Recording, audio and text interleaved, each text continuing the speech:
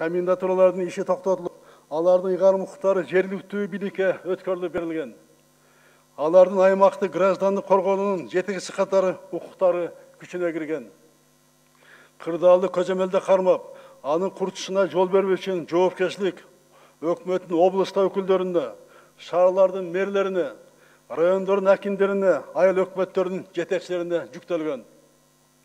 Чектөөлөр аркылуу тартипти камсыздоого мүмкүнчүлүктөр бар.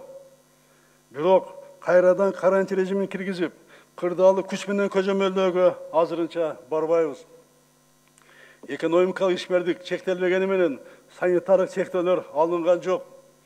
Жарандар, ишкерлер эпидемиологиялык коопсуздуктун бардык нормаларын катуу сактоого милдеттүү.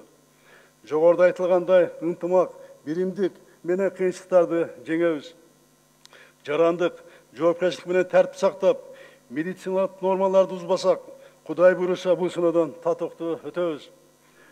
Медиктерибиз тиешелүү дайраттан өткөн. Акыркы күндөрдөгү кырдаалды эске алып, ооруканалар кошумча орундар даярдалды. Республикалык штаб ооруга чалдыккандарды кабыл алуу, дарылоо, консультация берүү үчүн ыкчам уюштурууга жана жөнгө салууга милдет экенин эске салам.